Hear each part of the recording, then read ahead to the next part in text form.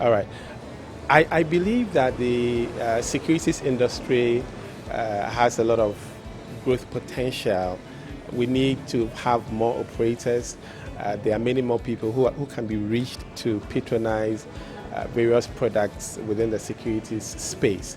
And so that calls for, very competent people, people who are well trained, people who are professionals, who would come up with solutions that would help to meet the needs of the investing public. So I think the quest to produce professionals who are well trained is important, and it cannot be underscored.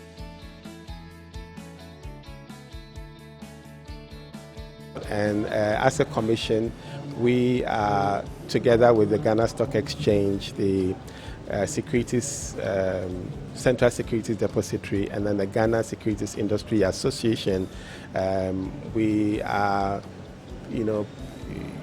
we have created the Ghana Institute of Securities and Investment, GISI, that would effectively change the phase of training in securities, in Ghana, just to be sure that we are turning out professionals that are, well heeled. But quite apart from that, GISI would also be running continuous professional development programs, CPDs, just to make sure that on a continuing basis, the professionals for the securities industry, they have the right brick and mortar to deliver. Because if people are not well trained, if people do not understand trends in intermediation within the security space, you find that they may be selling products or they may be doing the wrong things. At the end of the day, it doesn't help investors realize or meet their needs. So that's what, as a commission, we are doing in the space of training or professional development.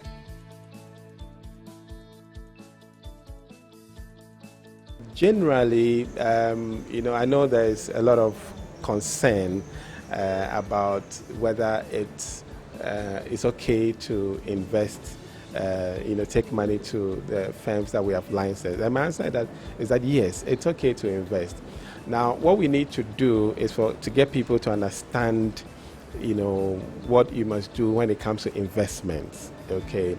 Now, when you decide to invest, you are essentially taking some risk in order to grow your funds.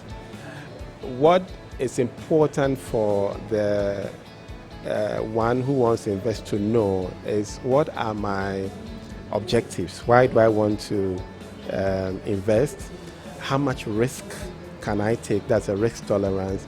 Then how much time do I have to wait to access my investment? What the fund managers or those who sell the investment solutions to the target market or the clients, what they should do is that they must sell products that are suitable. So before you get someone to sign on the dotted line, you have to ask yourself, as a service provider, does this product fit the profile of the investor? If the person is investing for retirement, or the person is investing for, let's say, emergency, create an emergency fund, you must ask yourself that, what I am selling, is it suitable? That's the suitability test. Does it fit the client or the prospective client?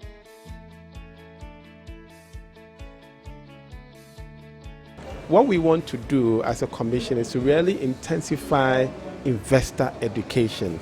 That's one of the things, because we believe that investor education will help to clear the doubts in the minds of people about what investment is all about. Because investment is not the same as taking your money into a bank and putting in a savings account. You are putting it to work. And by putting it to work, you expose it to some risk. Okay, so we need to get investors to understand the fact that investment is a different ball game, and to appreciate some of the questions that they must be asking when they engage with the service provider. So we intend to do a lot of investor education just to get people to understand, and we think it will contribute to the restoration of investment confidence or confidence of investors in the sector.